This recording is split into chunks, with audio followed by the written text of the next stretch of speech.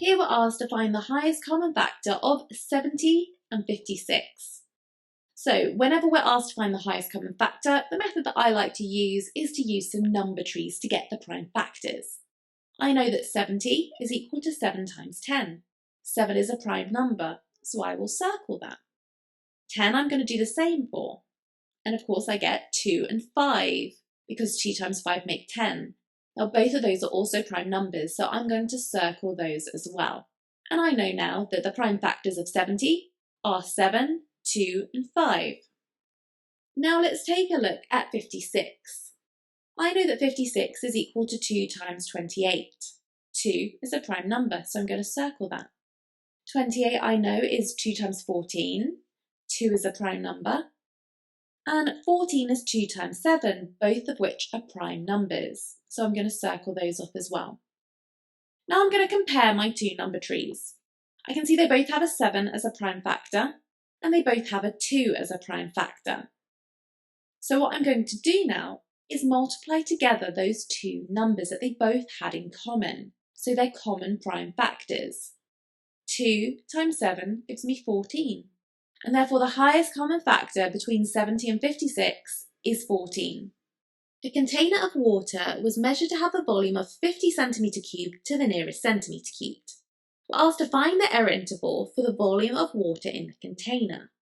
So what I would do here is I would sort of draw a little number line using the fact that it's to the nearest centimetre cubed. So I'm going to put 50 there, and then I'm going to think, well, if it was one less, then it would have been 49. And if it was one more, it would have been 51. So here then, what I can imagine is if I do like a little halfway point between the 49 and the 50, and between the 50 and the 51, I have the region, that error interval, for the volume of water. I know that halfway between 49 and 50 is 49.5, and halfway between 50 and 51 is 50.5. Therefore, my error interval is that the volume of water is going to be less than 50.5, but it's going to be greater than or equal to 49.5. And that's all we need to do in a question like this. Here we're asked to show that 4 and 4/5 divided by 1 and 1/3 is equal to 3 and 3/5. Now this is to show that because obviously this is a calculator paper, but they want to see your method. So the first thing, let's change these fractions into top-heavy fractions. We do this by doing the 4 times the denominator and then plus that 4 of the numerator. So here we've got 4 times 5 and then we add on that 4 and it's all over 5, which was that denominator. That gives us 24 over 5. So we can rewrite 4 and 4/5 as 24 over 5. Next up we have 1 and 1/3. Again, if we take the whole number, times it by the denominator, and then add on the numerator, we will find what we need for our top-heavy fraction. And then we'll just divide it by that 3 that is already on the denominator. That doesn't change. And that gives us 4/3 for this fraction. So now we've got them both as top-heavy fractions. Let's go back to what they're asking for. Here it's now looking like 24 over 5 divided by 4 over 3. Now this is a division, so I like to use the KFC rule, which states that we're going to keep it, flip it, and change it. Now, what this means is our first fraction in our division, we just keep it as it is, we're not going to change it. The second fraction, we are going to flip it upside down, and then we're going to change the sign from a division to a times. So now this is going to look like 24 over 5 times by 3 over 4. And that's using our KFC rule. So now we need to remember that when we multiply fractions, all we need to do is multiply the tops and multiply the bottoms, simplify if we can, and we're away. So 24 times by 3 gives us 72. And 5 times 4 gives us 20. Now this can simplify down a bit. We can see that both the bottom and the top are even numbers, so we can halve a few times until we end up getting what we need. This ends up giving me 18 over 5. This is even a point where you could now put this into the calculator and see how it simplifies. So 18 over 5 though, we should know that that is 3 3/5. We need to make that final link. The reason why that is the same is because in the number 18, you can get 5 3 whole times. So we have 3 as our whole number, and then we'll have a remainder of 3, because 18 minus those 3 5s gives us 3.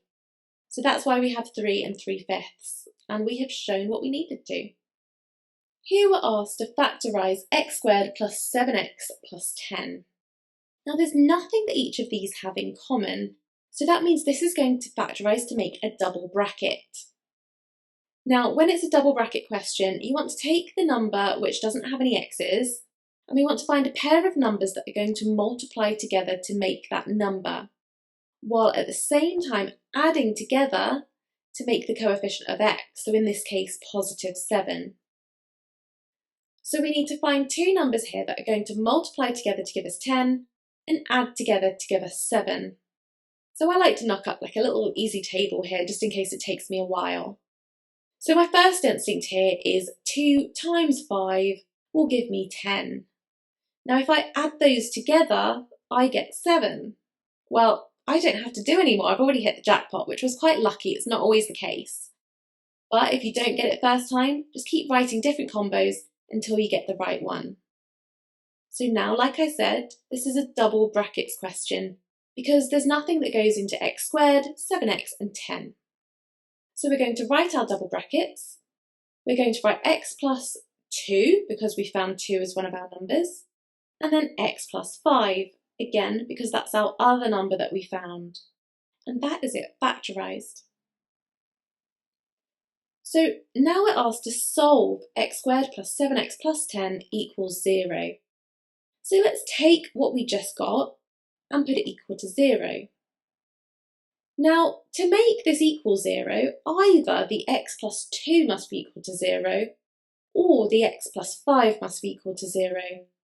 So what we can do is take each of those brackets and just equate them to 0. So we could say x plus 2 equals 0, and then rearrange that to find that x must equal minus 2. Then we can do the same with the other bracket. X plus 5 equals 0, which means that x must equal minus 5.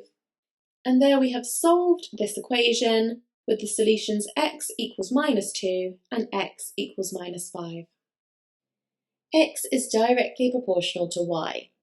Complete the table below. So here we're given the x values of 2, 4 and 6. But we're told that when x is equal to 2, y is equal to 12.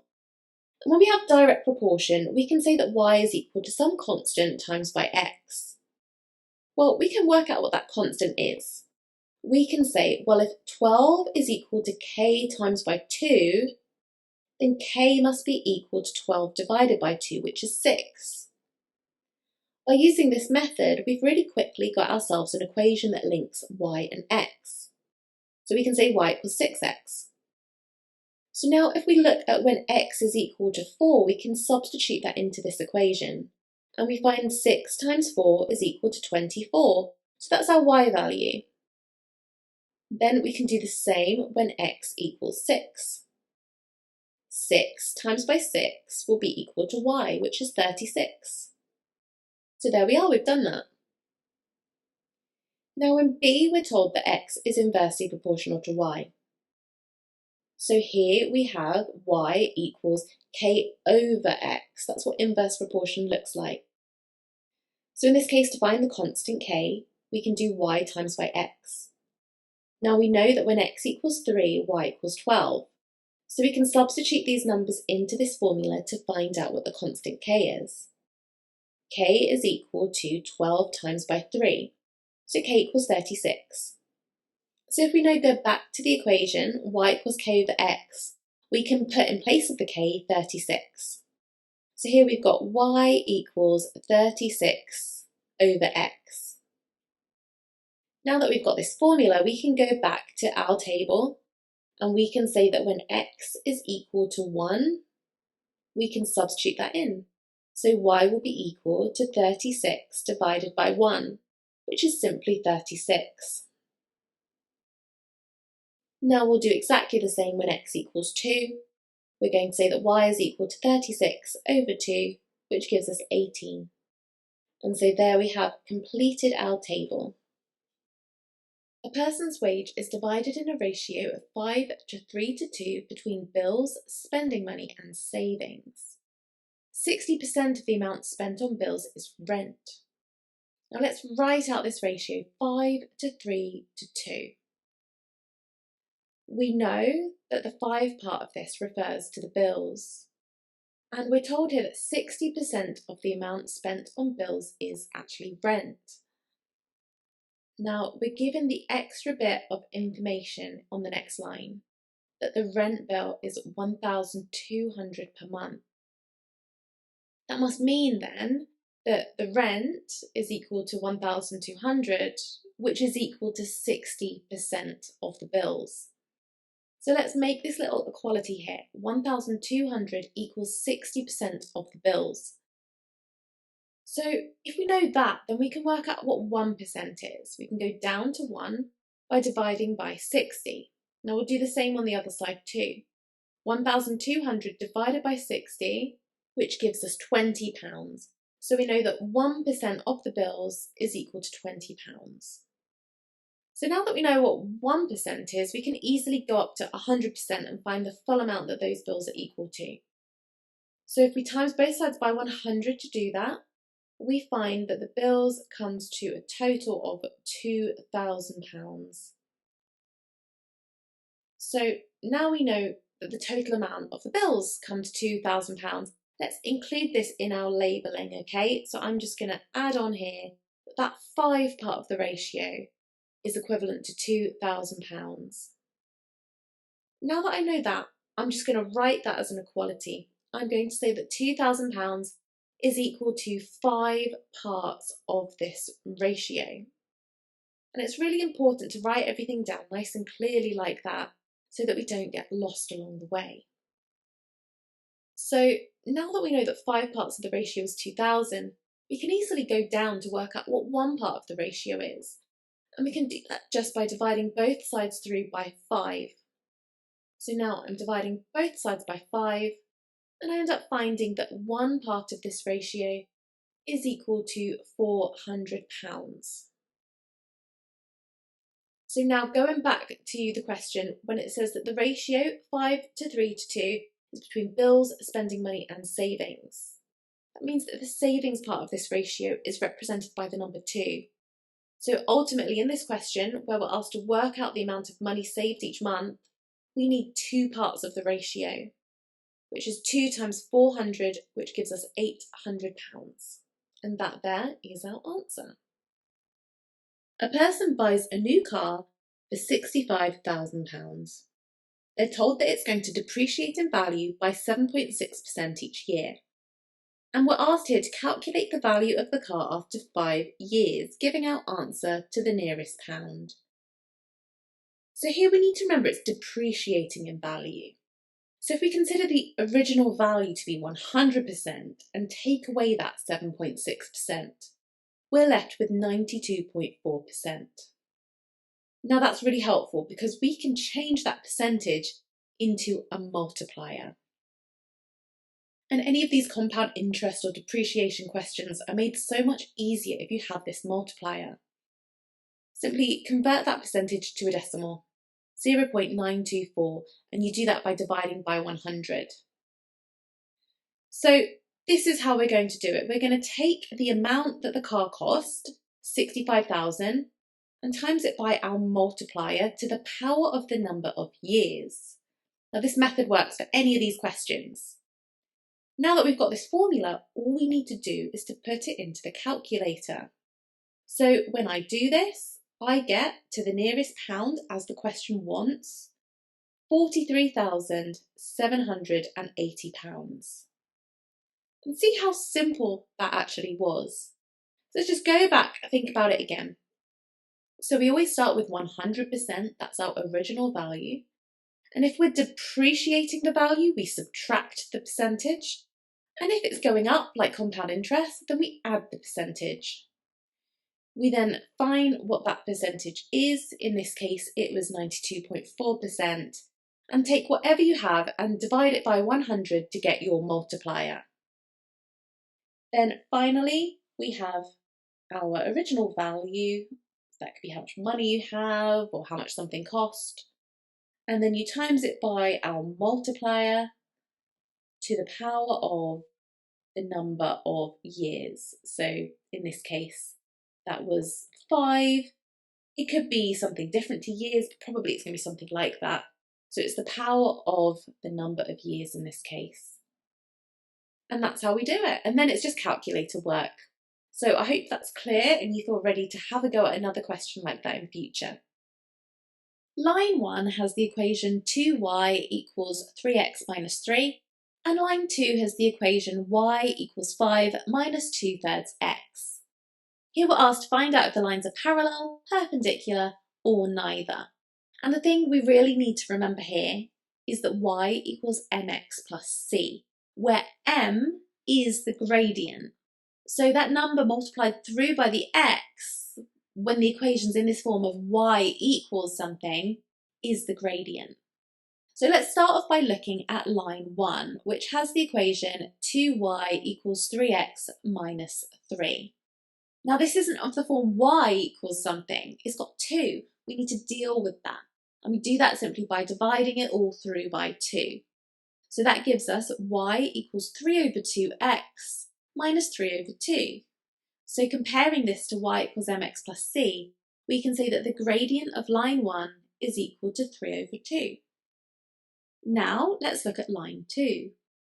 So here we're told that line 2 has the equation of y equals 5 minus 2/3 x. Now this is written in the opposite way, so a lot of people could get confused and say 5 is the gradient. But it doesn't matter the order that it's written, it matters that the gradient is the number times by the x. So in this case, the gradient of line 2 is minus 2 over 3. Okay, so now we've got the gradients of line 1 and line 2. And we need to think, are they parallel, are they perpendicular, or are they neither? Well, we need to know that if we had two parallel lines, they would have the same gradient. And in this case, the gradients aren't the same. So we can say that these lines are not parallel. Next up, let's have a think about if they're perpendicular.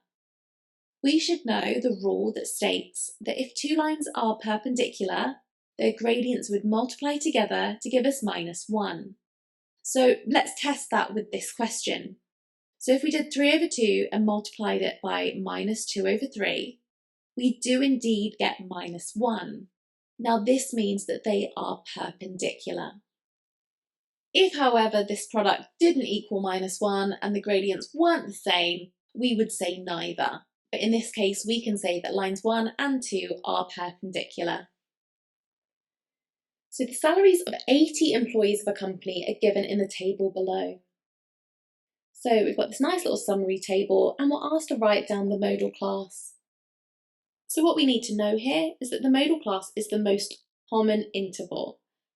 So what we need to do is to go and have a look at this table and find which one has the highest frequency.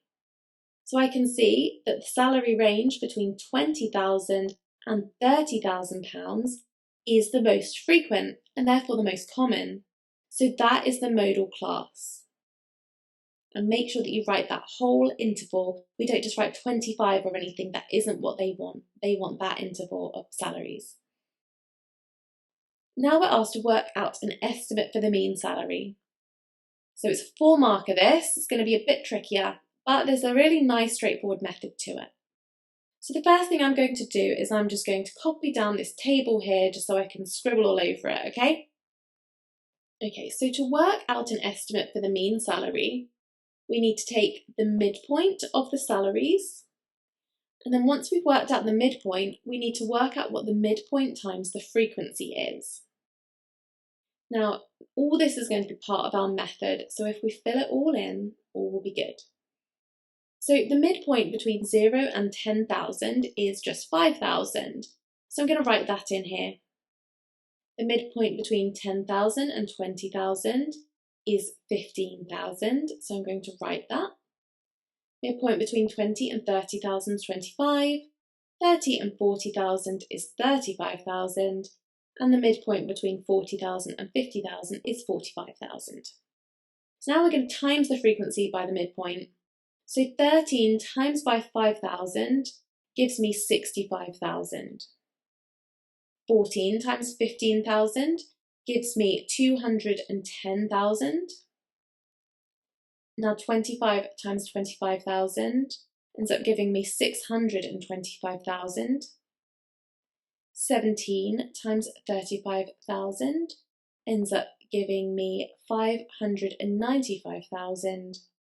And finally, we've got 11 times 45,000 gives us 495,000. So let's remind ourselves of how we work out the mean.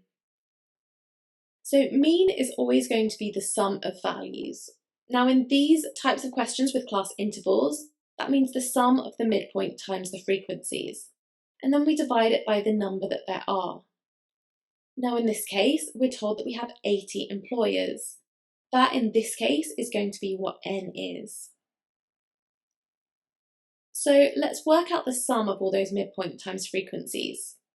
So we're just going to add up the 65,000, the 210,000, all of those, we're going to add those up together, and we end up getting 1,990,000.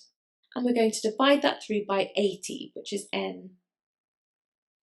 That gives us now a mean salary of 24,875. And if you look at the salaries that are in the table, it kind of makes sense, doesn't it? Like that is a number that falls in that range. It's actually in that modal class as well, which you'll often find. So let's have a look at the next part. An employee was randomly selected and asked what their salary is. Give the probability that their salary is less than or equal to £30,000. Give your answer as a fraction in its simplest form. So let's remind ourselves of that table, here it is, and let's think, less than or equal to £30,000 is going to be all of these three salary ranges. How many people are there in total with those salaries? So we've got 13 plus 14 plus 25 different people. Now adding those up together, we end up finding that we have 52 people with salaries in that range. Now don't forget we had 80 people in total. Of course we can remember it from the earlier part, or we could just add up all those frequencies. Doesn't matter if we forgot that they already said it. So the probability is going to be 52 out of 80, which will simplify down to give us 13 over 20. Of course we can work that out ourselves, but as we always have a calculator in these papers, you can always just type in 52 over 80 on the calculator, and it will normally give you the most simplified version of the fraction. A solid bar is in the shape of a triangular prism. Bar has a mass of 1,200 grams. And we're asked to calculate the density of the bar to two significant figures. Now let's remind ourselves of the equation for density. Density is equal to mass divided by volume. Now, in this particular question, we know the mass. We're told that it's 1,200 grams, and that's in the units we want because we need density in grams per meters cubed. But we don't yet know the volume.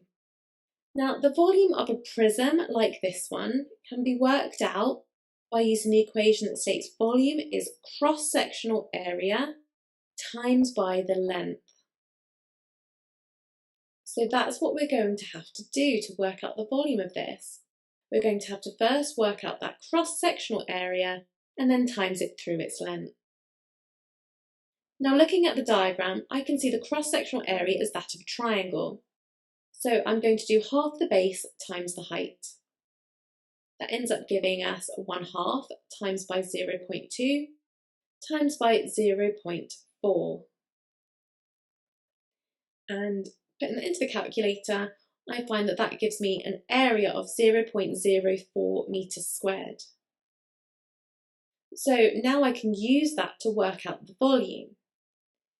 I know that the cross-sectional area now of that equation is 0.04. So I can say that the volume is equal to 0.04 times by the length of this prism, which is 0.9 meters. So I'm going to pop that into my equation too. So volume is 0.04 times 0.9. Now if I pop that into the calculator, I find that the volume is equal to 0.036 metres cubed. Now I do have all the information that I need to be able to calculate the density. Density is the mass of 1,200 divided by the volume 0.036. So popping that into the calculator, I find that density is equal to 33,333.333 recurring. However, this question, it doesn't just want that as the answer. Always go back, check the question at the end. You can see that they want it to two significant figures, not two decimal places, two significant figures. So that in this case will be 33,000 grams per metres cubed. Here we're told that a gardener wants to place a border around a region of a garden. The dimensions of the region are shown below. So here we can see we've got this 3.6 by 7.5 triangle. However, we don't know the length of the hypotenuse of it. We're told that each roll of border is 5 metres long, and we're asked to work out the least number of rolls of border that the gardener will need. So this means we need to work out the perimeter of this triangle. Now to do that, we need to work out this hypotenuse length. Let's call it x. Now this is a right-angled triangle, so we can work out its length by using Pythagoras' theorem. Pythagoras' theorem states that the length of the hypotenuse squared is equal to the sum of the square of the other two sides. So here we have x squared equals 3.6 squared plus 7.5 squared, which gives us x squared equals 69.21. Now to get x on its own, we need to square root that, which leaves us with 8.319. Now we have enough information to work out the perimeter of this triangle. So let's do that. Let's get this perimeter. It's going to be equal to 3.6 plus 7.5 plus 8.319. And that ends up giving us a total for the perimeter of 19.419. So let's go back to the question now. We're told that each roll of border is 5 metres long. So we need to work out, well, how many of these 5 metre long packs of border do we need? So if we take the 19.419 and divide it by 5, we will see that we get 3.8838. Well, that's how many rolls of border we need. We can't get 0.8 whatever of a border though. So we're going to round up. We're going to see that we need 4 rolls of border, and that is the least number of rolls of border that the gardener will need. Given that a times 10 to the m is in standard form, and 2 times 10 to the q divided by 8 times 10 to the p equals a times 10 to the m, find the value of a. So to do this, I'm going to look at that division, and I'm going to take it bit by bit. I'm going to first work out what 2 divided by 8 is, so dealing with the numbers first. I know that that gives us 0.25. So now I'm going to have a look at the indices. So I've got 10 to the power of q divided by 10 to the power of p. So we should remember that when we divide these powers, we have to subtract the indices. So that means that here, where we have 10 to the q divided by 10 to the p, that will give us 10 to the q minus p. So we're nearly there now, okay? But the key thing is that a times 10 to the m is in standard form. Now what we have here isn't in standard form, because the number part, the 0.25, isn't a number bigger than or equal to 1, but less than 10. It cannot be a decimal, it can't be 0.25. The smallest number that it can be is 1. And the reason for that is simply that is just what standard form is. So if they ever ask you for standard form, that number part of it has to be at least 1, but still less than 10. So let's have a look at what we need to do then. What we can do to fix this is if we essentially bump up the 0.25 by a factor of 10, but then decrease the other side, the power, by a factor of 10, they're going to even out, but the number will look different.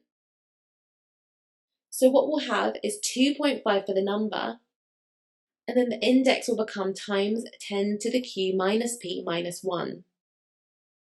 And the reason why it has become that is because if we have this 10 to the q minus p and we divide it by 10, essentially what we have here is something that where we can use our index rules again. So if we divide it through by 10, it's essentially 10 to the 1, isn't it? And we know that when we divide these indices, we subtract. So that's where we're getting our q minus p minus 1 from. So now we have something which is indeed in that standard form. So what we've got here is a times 10 to the m. So now we've done this, we have the answer to part A. A is equal to 2.5. So if we now look at question B, you can see they wanted us to write down an equation for m in terms of q and p. And we have that really, don't we? Because if we look and compare, we can see that this q minus p minus 1 is equal to m. So actually, quite simply, we can just say that m equals q minus p minus 1. And that there is your answer. The following table represents the frequency of the ages of 300 participants in a marathon. So here you can see we're given a table with a number of participants, but we're asked to complete the cumulative frequency part. So cumulative frequency is all about looking at what's up to that point, so everything that came before it as well as in that interval. So let's get started. So in our first cumulative frequency box, we're just looking at everything up to 25. And because this is the first interval, it's just going to be that 15. So we'll put 15 in the box. Next, we are asked to do the cumulative frequency of everything up to 35. So to do that, we need to add together the 15 and the 45. So that's going to give us 60. So next we need the cumulative frequency up to 45 now. So that means that we also want to add on the 70.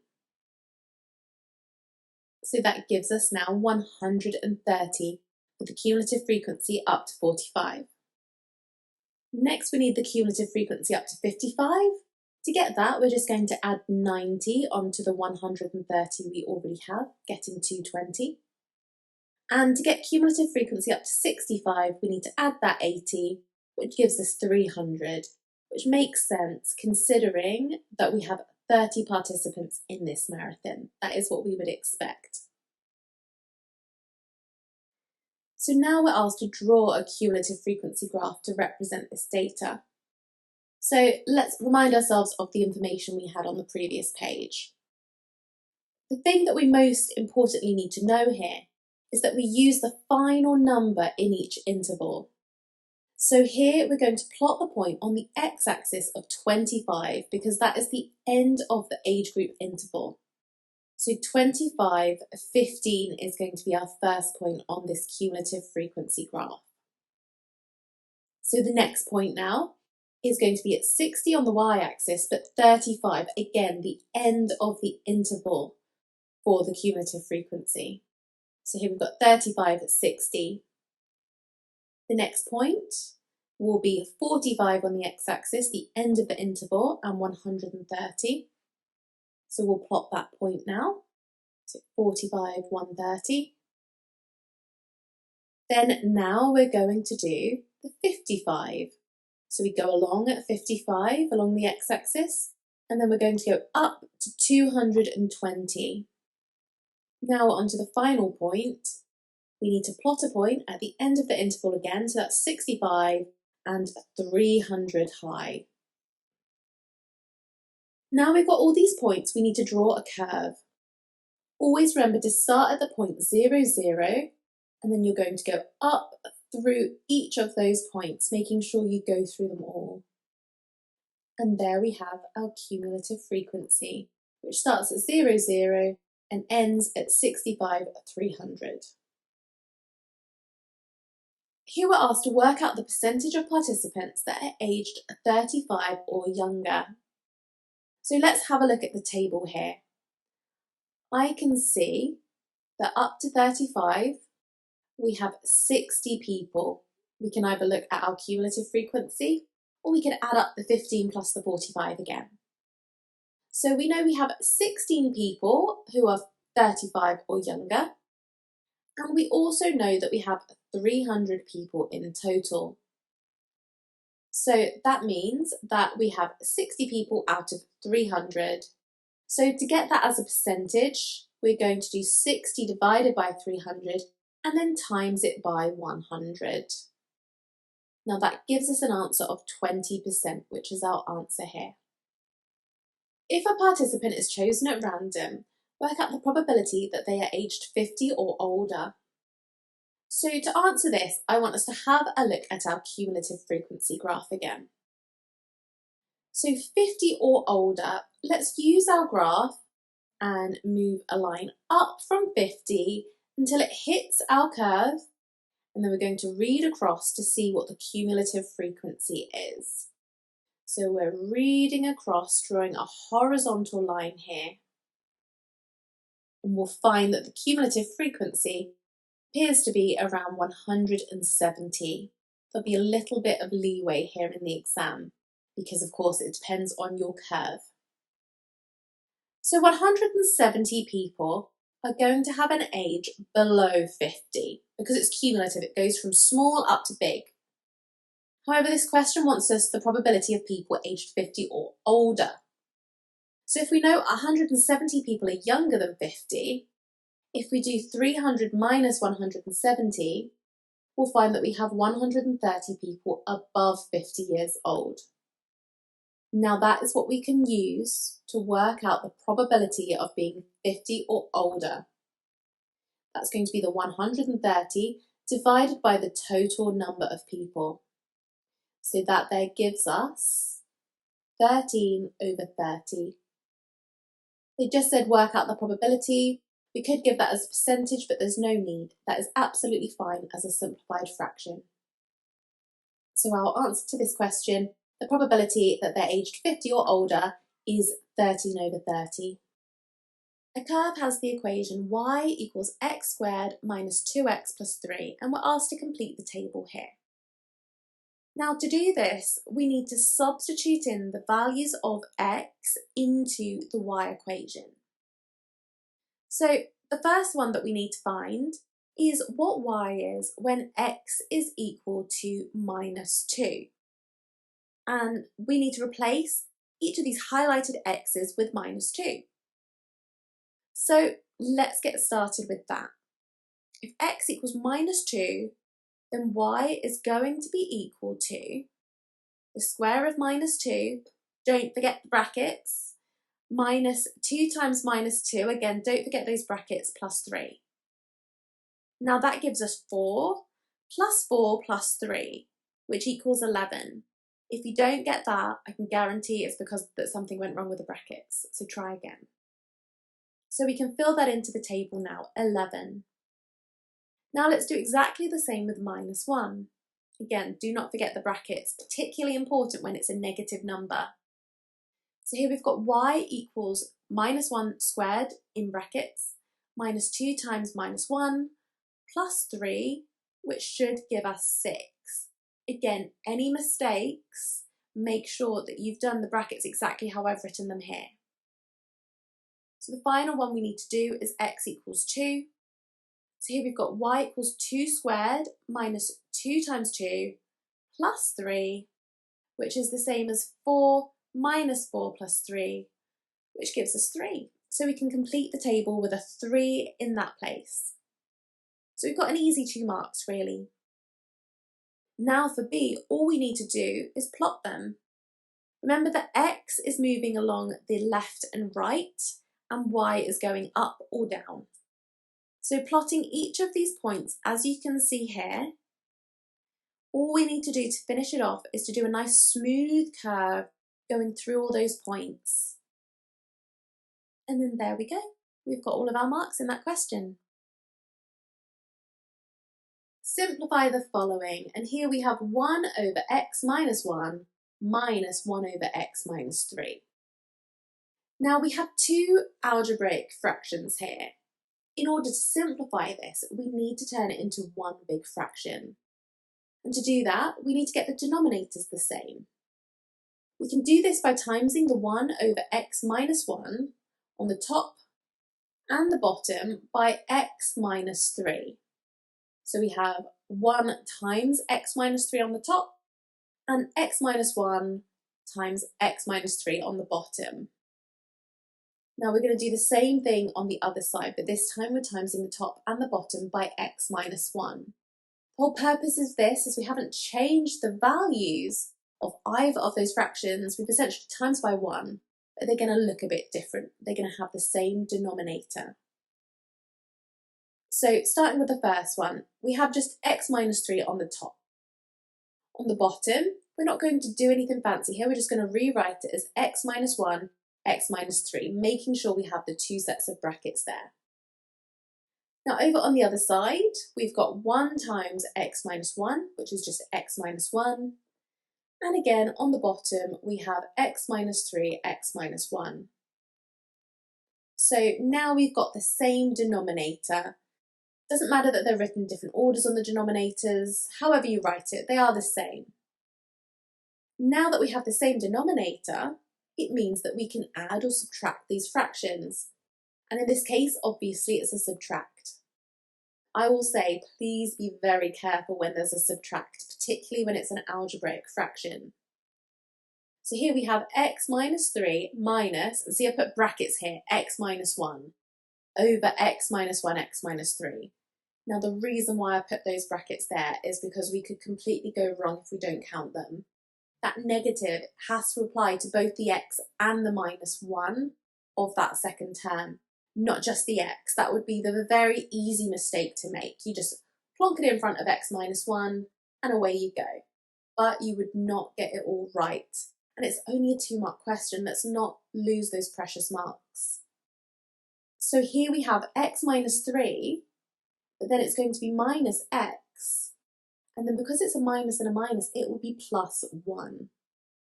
And that's all over x minus 1, x minus 3. So now we're nearly there. We can just simplify the top.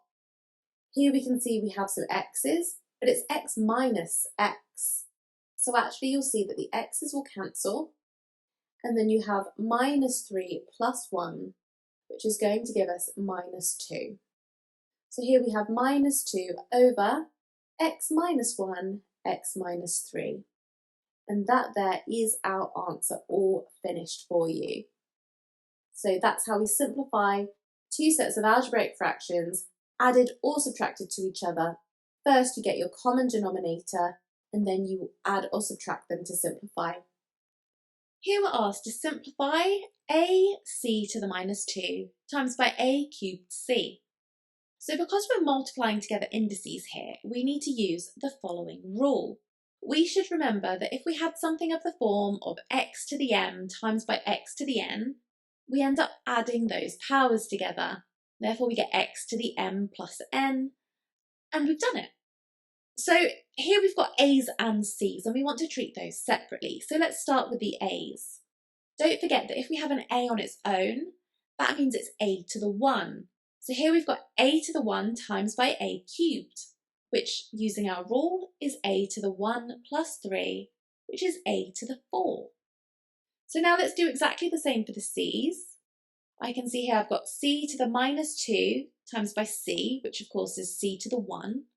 Using our rule, I've got c to the minus 2 plus 1 equals c to the minus 1. And so we just write that next to the a to the 4 and we have our mark. So now what we need to do is we need to have a look at this second question. So here I've got 125 over x to the 9 to the power of minus 1 over 3. So it's important that we know that the negative power means that we need to do the reciprocal. And what reciprocal really means is, if we have a fraction like we do here, is we just flip it. And if it's not a fraction, then we do 1 over that number. So let's flip this then, and then we've dealt with the negative part of this power. By flipping it, we get x to the 9 over 125. And instead of it being minus 1/3, the power now, it's just 1/3. So we've got a mark already now, we're doing good. Let's now have a think about this power of 1/3, okay? So when we're talking about numbers, if we have like a number to the power of a third, like we do here with this 125, we need to remember that when we've got a number on the bottom of a fraction, that's telling us to do a root. And because it's a 3 in this case, that is a cube root. So we're going to need to take the cube root of the 125. We also need to take the cube root of the x to the 9, but what does that mean? Okay, this is where another index rule comes in handy, and this is the power rule. Here we've got x to the m to the power of n equals x to the m times n. So for the x to the 9 bit, let's multiply together these powers. That's probably the easiest way to do that, whereas for the number, we're going to use the fact it's the cube root. So here we've got x to the 9 times by 1/3 using our power rule. That gives us x to the power of 3. And the cube root of 125 is equal to 5. Now, of course, at this point, we're doing calculator papers, so that's fine. We can just say it's 5. We could type it into the calculator. However, really in a perfect world, you should know that the cube root of 125 is 5. But regardless, our answer to this is x cubed over 5. And the really important takeaway of this question is make sure you know those index rules. They are so useful and they are really easy marks. A hollow cylinder is filled with 3 identical spheres. The radius of the spheres is the same as the radius of the cylinder. Find the fraction of the cylinder that remains empty. So to answer this, we need to work out the volume of the cylinder that remains empty. To do that, we're going to need to work out the volume of the cylinder in the first place, and then subtract the volume of the 3 identical spheres. Now, don't be worried here about the fact that we don't have any numbers. It's fine, we know enough. Let's have a go at just labelling this, okay? We know that the radius of the spheres is the same as the radius of the cylinder. In that way then, we can draw on the radius on our diagram, and then we can also draw in terms of the radius, the height of this cylinder.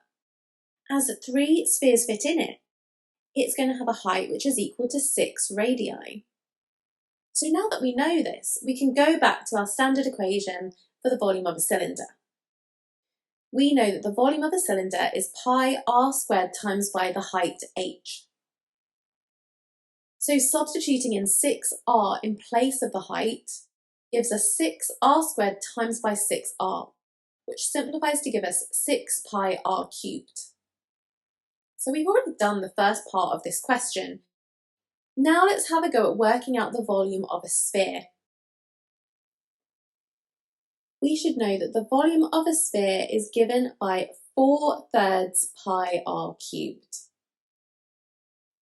Now, in this case, as we're not looking for the volume of 1 sphere, we're looking for the volume of 3 spheres, all we're going to need to do is take this and multiply it through by 3. So the volume of the 3 spheres is equal to 4 pi r cubed. So now we've got this information down, we can go and work out the volume of empty space. So it's going to be equal to 6 pi r cubed, which is the volume of the cylinder, minus 4 pi r cubed, which is the volume of 3 of those spheres. Now simplifying this, we're left with 2 pi r cubed. So that is our volume of empty space. Now going back to the question, we're asked to find the fraction of the cylinder that remains empty. So that's going to be equal to that volume of empty space divided by the volume of the cylinder. So we have 2 pi r cubed over 6 pi r cubed, which simplifies down to just 1/3. So 1/3 of this cylinder remains empty. ABC is a triangle. A to B is equal to 2S. A to C is equal to 3R. And we're told that D is the point on BC such that b to d to d to c is in a 2:3 ratio. So we're asked in this question to show that a to d is parallel to the vector s plus r. Now, when we're asked for a vector that's parallel to something, it's going to be some constant times by that vector. So we're going to expect it to look like some constant times by s plus r. So we need to go from a to d. So we need to work out what that vector of a to d is. And as you can see here, to get from a to d, we need to go on a little walk, and we're going to go from a to b, and then from b to d. So we can say then that a to d is equal to a to b plus b to d. And that's how we want to think about it. So now, let's have a look at that and break it down. I can see that a to b here is simply 2s. We're told that in the question, in fact, aren't we? So we're just going to make a note of that so we've got all of our information down. Now let's have a look at b to d.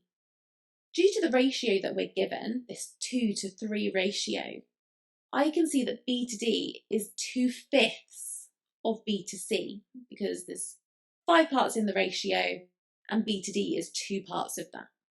So I'm going to start by writing down here that b to d is equal to 2/5 of b to c. Now, we're not told what b to c is immediately here. We need to work that out. B to c is going to be going from b to a, so minus 2s, because we're going in the opposite direction to that arrow, and then plus 3r. So b to c is equal to minus 2s plus 3r. And we can substitute that into the equation that we have for b to d to get b to d. So we can say that b to d equals 2/5 times by minus 2s plus 3r. Now multiplying out the brackets there, I get that b to d is equal to minus 4/5 s plus 6/5 r. And that is as simple as that. We've just got b to d equals that. So now that we have this, I can see that I can substitute these two in to our a to d equation. We're nearly there now. A to d, of course, was equal to ab, which we have said is equal to 2s, plus b to d, which we've said is minus 4/5 s plus 6/5 r. So this is something that we can treat like algebra now. We can get those like terms together. And I can see I've got two different s terms there. So I can say that a to d equals 6/5 s, because 2 minus 4/5 is 6/5, plus 6/5 r. Now if I factorise that then, I get that a to d equals 6/5 of s plus r. And because this obeys the fact that this is some constant times by s plus r, we can say that it is indeed parallel to s plus r. The functions f of x and g of x are given by f of x equals 1 over x minus 2 and g of x equals 2x minus 1. And we're asked to find the inverse function of f. That's what this notation means. The way that we do this is we start by just writing it with y instead of f of x. So y equals 1 over x minus 2. And then we use this trick which involves swapping the x's and the y. So there we get x equals 1 over y minus 2. Now, and it sounds really counterintuitive, but now we want to rearrange to get the new y. And we're not going to end up where we started. This will give us the inverse function. So this can be seen as just an algebra question standalone now. And this is a type of algebra question that always trips people up when the thing you want is on the bottom of a fraction. Okay, so I'm going to show you how we deal with that. And remember, you can apply this just to a normal algebra question as well as an inverse function question. So the key to these questions is if the thing you want is on the bottom of a fraction, you start by multiplying both sides through by that denominator, by that bottom part of the fraction. And this fixes it because now that thing you want isn't on the bottom of a fraction anymore, okay? So the first step that I have done here is I have multiplied through by the y minus 2, and I've treated it as a big bracketed term, and I've just brought it up.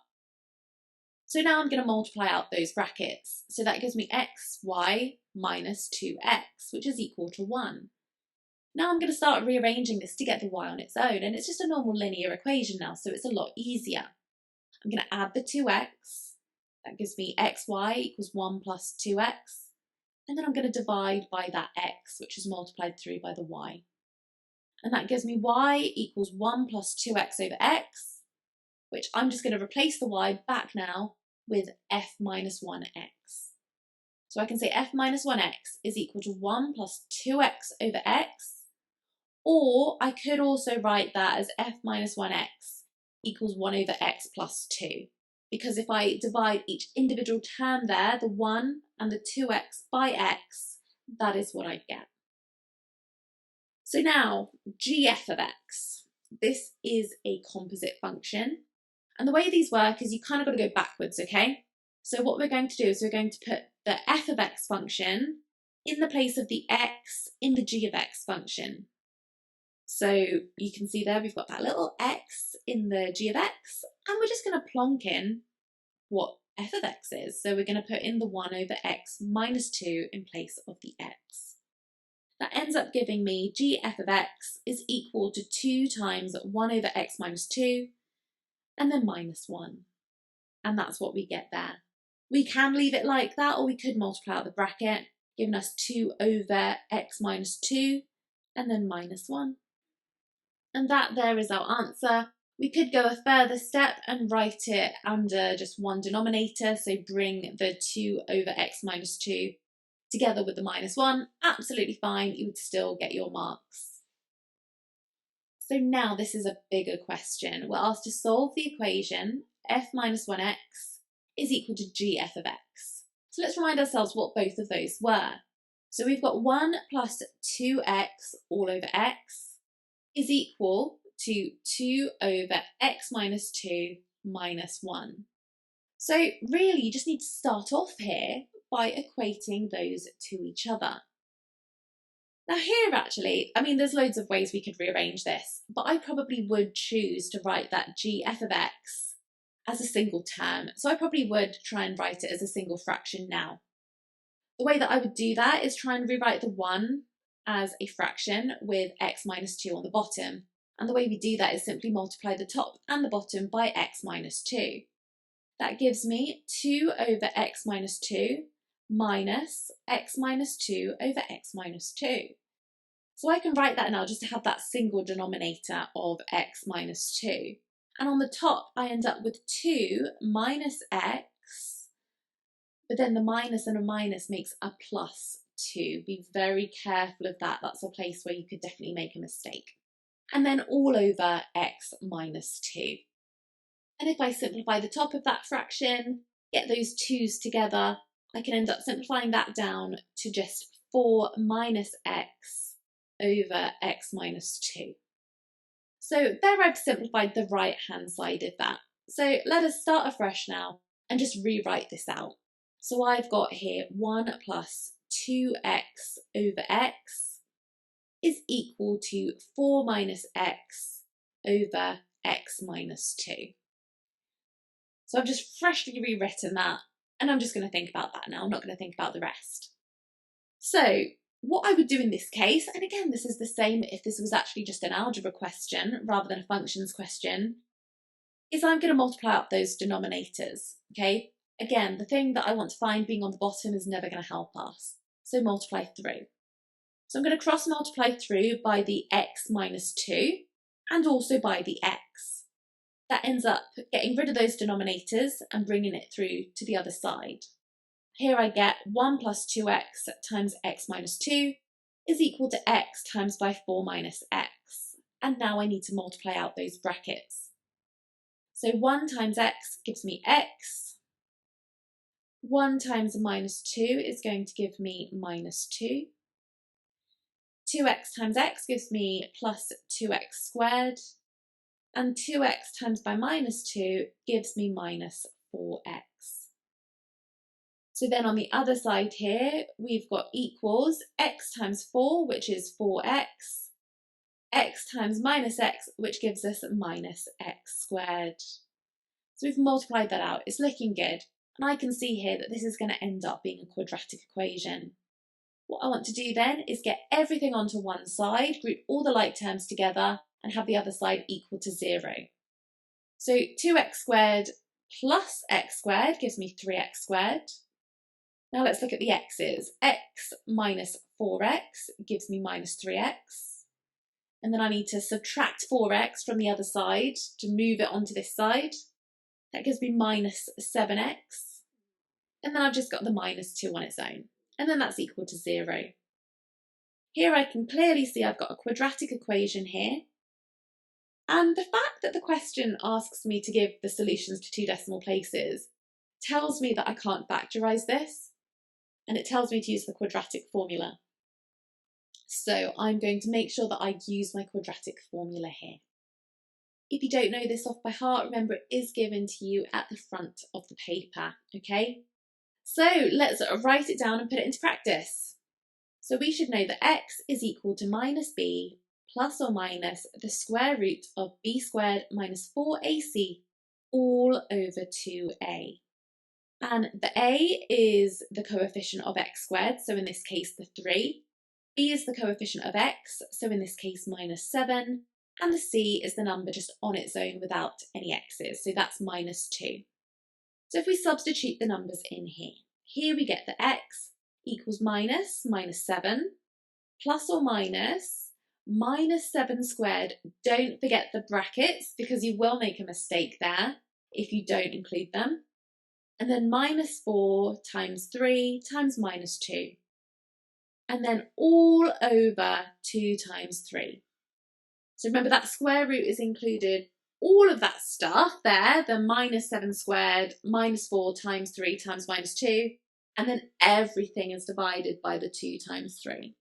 Be really careful of those brackets though, because if we just did minus 7 squared, the calculator will actually give us the wrong answer. It needs it spelling out for it, okay?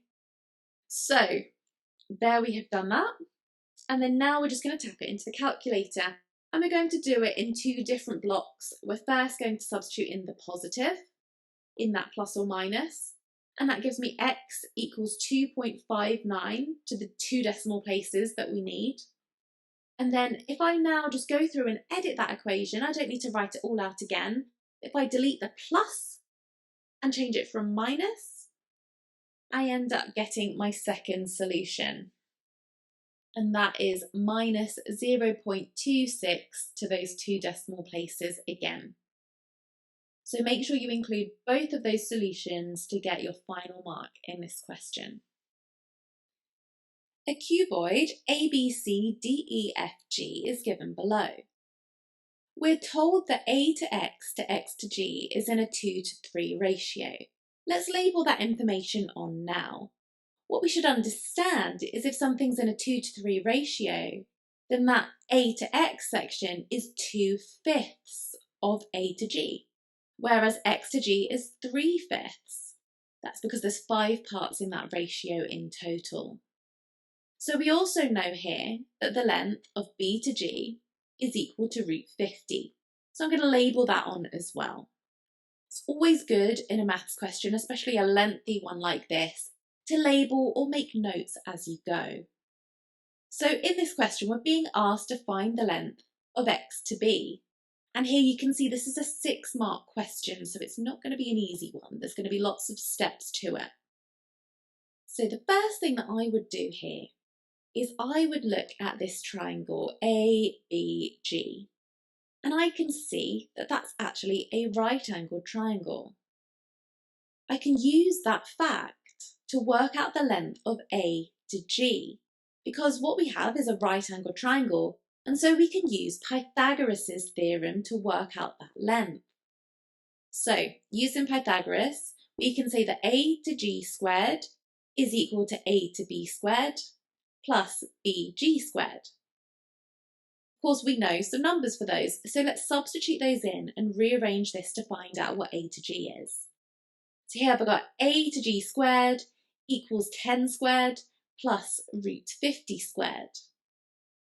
Now that leaves me with AG squared equals 150, because I've got 100 plus 50 gives me 150.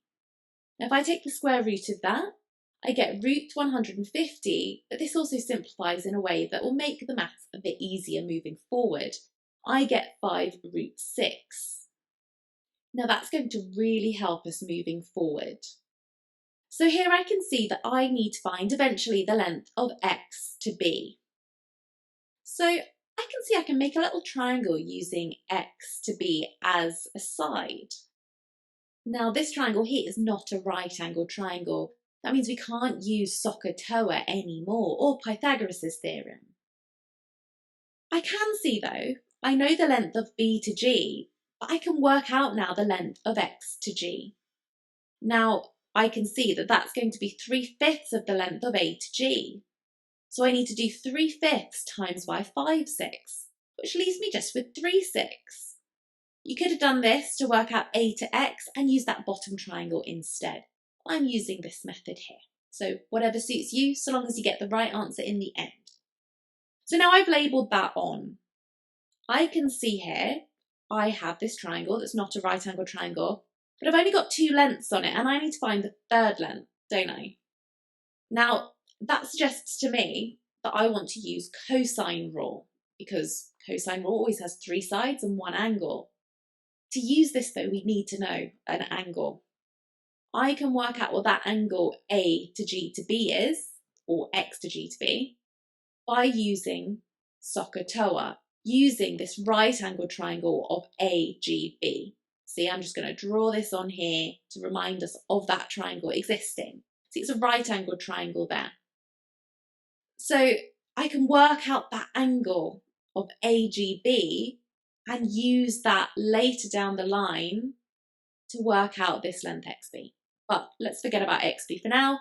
All that we care about is finding this angle AGB in this right angled triangle. So if I look at what sides I already know on that right angled triangle, I can see that from that angle I have the opposite angle, which is the 10 centimetres. And I can also see that I have the adjacent angle, which is the root 50. So thanks to SOHCAHTOA, we've got everything we need for the TOA part. So we've got tan theta equals the opposite over the adjacent, which is going to be 10 over root 50. So if tan theta equals 10 over root 50, I can say that theta equals tan to the minus 1 of 10 over root 50. So this is just something we need to put into our calculator now, hit equals, and then we'll find that theta is equal to 54.7 degrees.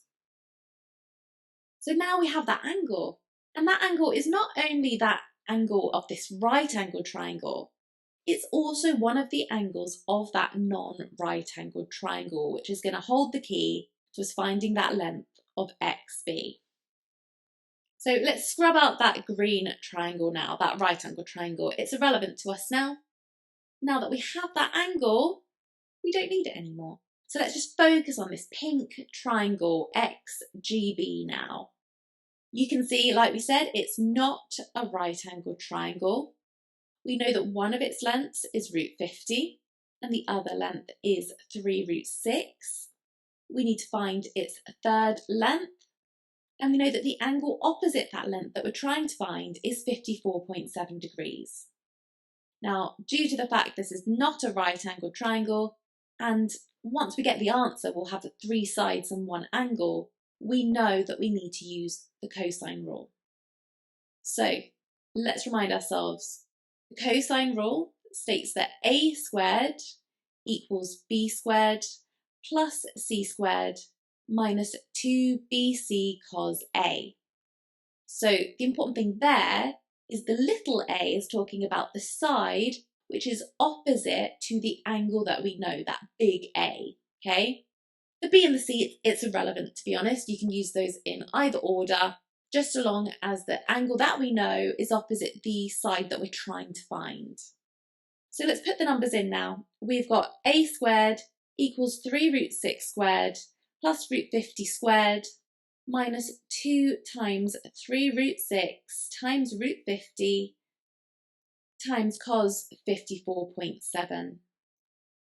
And we just need to put that into our calculators now.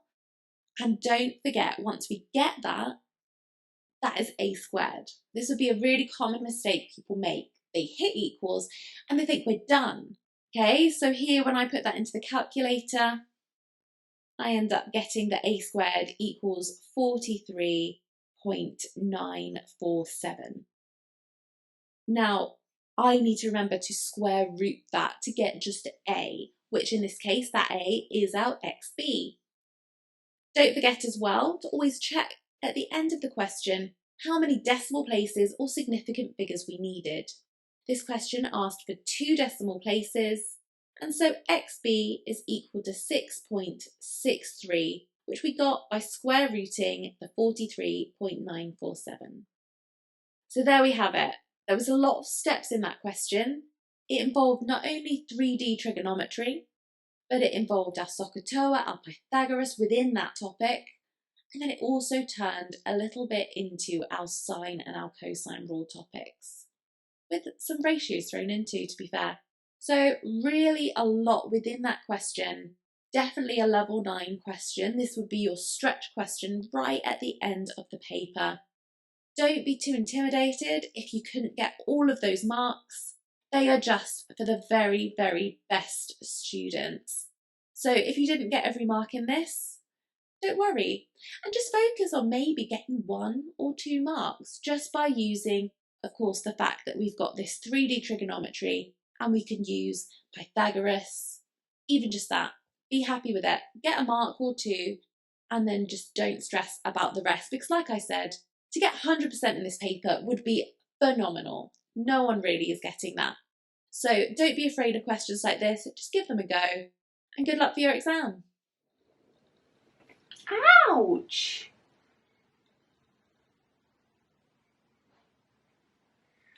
This is why in some videos I'll explain scratches.